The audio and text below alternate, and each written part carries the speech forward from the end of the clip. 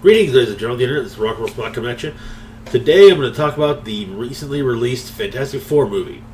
Now I'm going to preface everything I'm about to say with the following two statements. First, I have not yet seen the Fantastic Four movie, so this is not a review.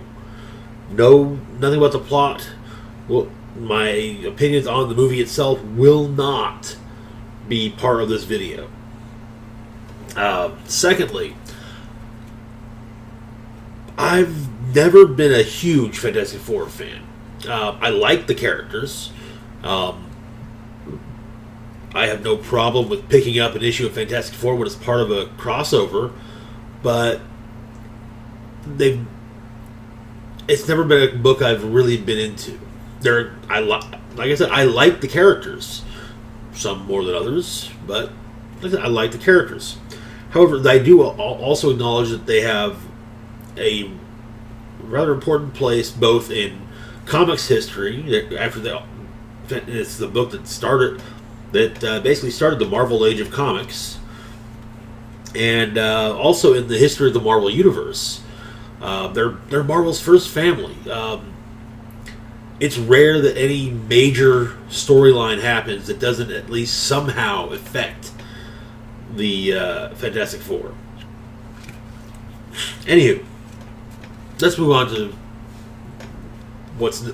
facts. First off, Fantastic Four released last Friday. It pulled in about $25 million in the stateside and a total worldwide of about $60 million. This is against a $120 million budget. That does not count marketing.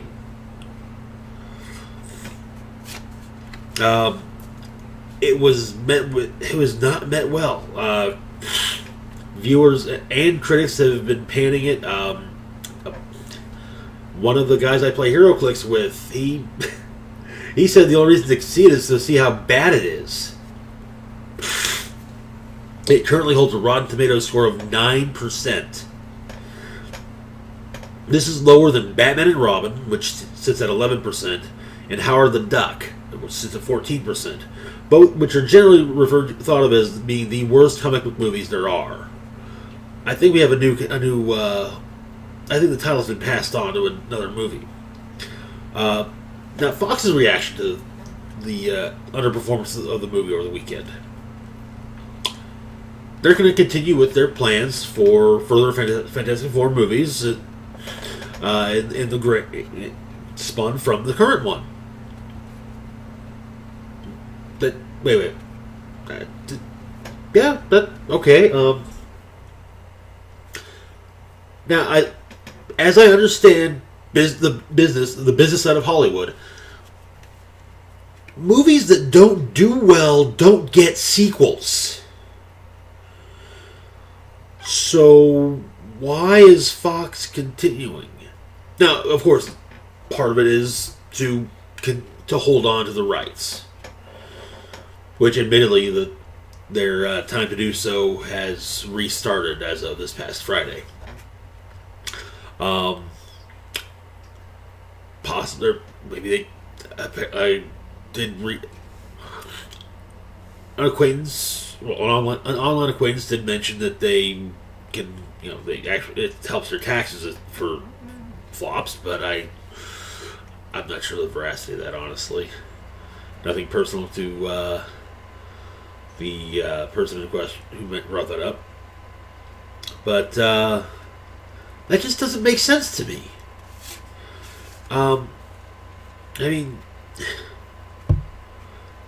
I understand why, Michael Bay gets to keep making Transformers movies. Because, yes, they've gone from a decent movie to an okay, for the most part, movie to bad and bad. But they make money. And as much as I dislike them, I had to grant them that they can bring in some serious money easily. Anywho, some other info on things. A petition has popped up on change.org, which quote unquote demands I would say, I would honestly put it more a forceful, rather forcibly suggests, or not forcibly, harshly suggests that Fox return the rights to Marvel. Not going to how, but I would say probably, hey, sell the rights, make some money. You know, the movie made about $60 million, and with marketing, you had about a $200 million budget. Offer Marvel the rights for $140 million. I would not be surprised if maybe they picked it up. Also, the Change.org petition is linked down below in the description box.